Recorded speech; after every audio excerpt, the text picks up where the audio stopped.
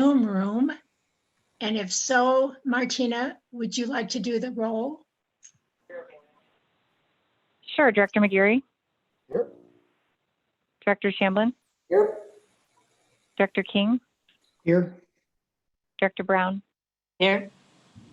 Director Wong. Here. I don't think we have to do number 3, clear the agenda. There's only one item for board action, and that's the Medical Executive Committee's consent agenda, which is a new policy. So Dr. Trudell, are you going to present that to us? I am, and I'm being COVID compliant. I hope you're all impressed. Oh, look at that. Yeah. We can't see your lips moving.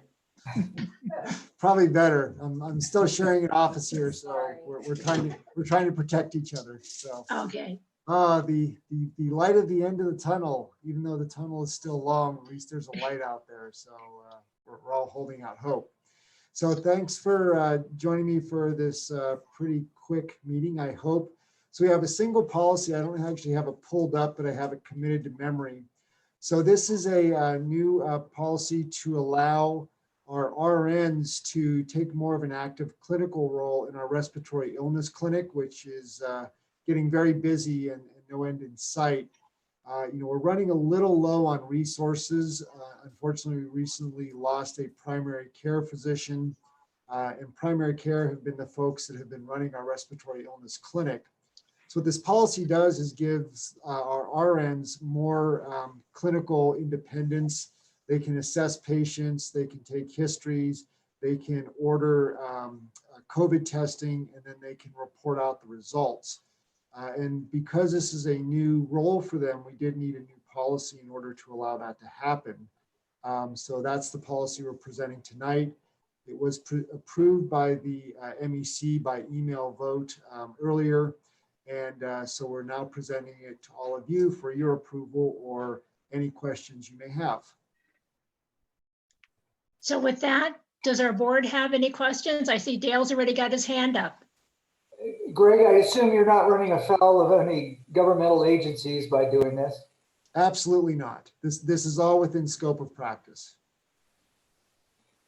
That's a good question. Any questions for Mary? Is there any special training that's required of the nursing staff? Well, not necessarily training. They have to get up to speed on the protocols, essentially the criteria we use for testing and the protocols for testing and reporting it out to the patient. Just so you know, this is not really new. So we do this if you come into the office and you say, I'm having burning with urination and I think that I might have a urinary tract infection. A nurse can run your urinalysis and give it to the doctor before the doctor actually sees you. And that's under a standardized nursing protocol. This is similar where we're taking people with very mild symptoms who do not meet the moderate criteria that maybe need to be seen by a physician, and we're allowing them to run that test and giving them that authority under this strict protocolized procedure. And Dr. Trudell, this is a limited number of RNs that are going to be doing this. It's just the ones in the respiratory clinic. That is correct.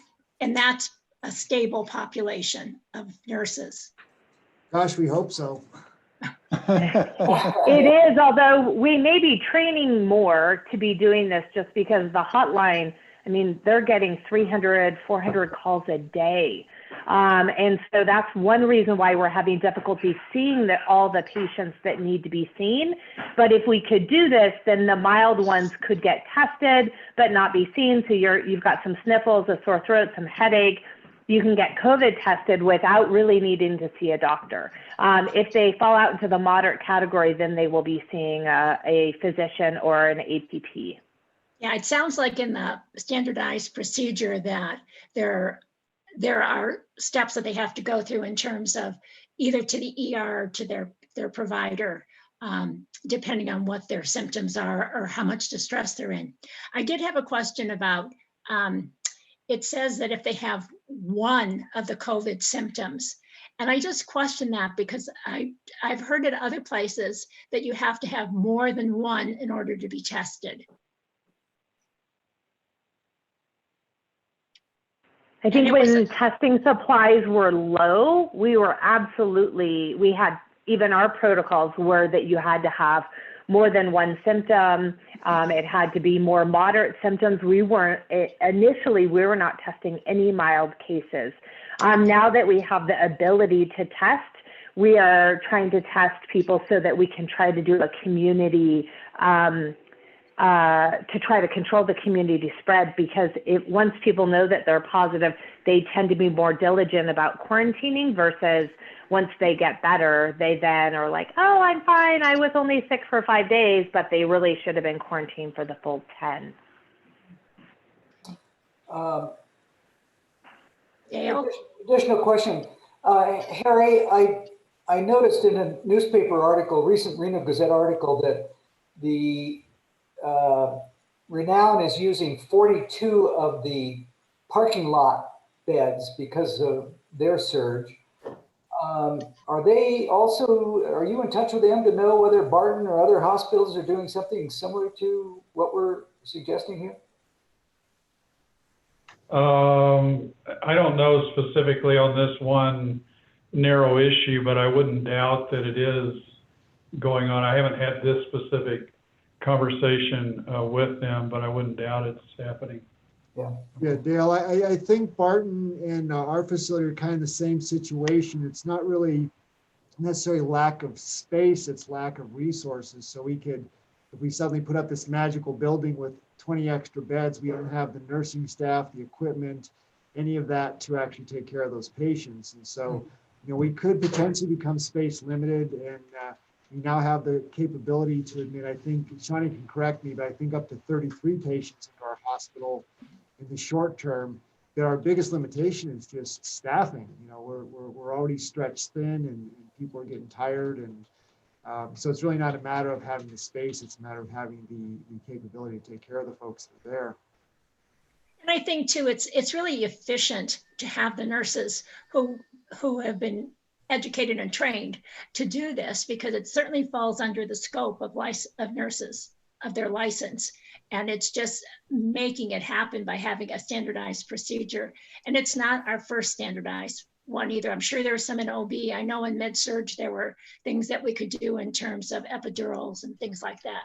So again, it's not outside the scope of nurses to do this. Okay. Yeah, Alice is totally correct on that. I have some questions. It's not necessarily that the nurses are testing, but when questions come up, I'm sure they do, is like, well, how much is this going to cost me? It must be covered under their insurance, so they might have to pay a copay, but is there any of that CARES money that takes care of those who do not have healthcare insurance?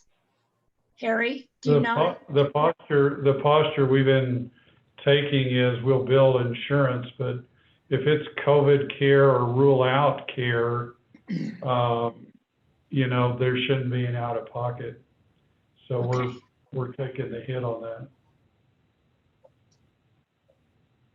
Is there any way that we know who these individuals are that are coming if we've had that many testing? I mean, are they truly, how do I say it without being offensive?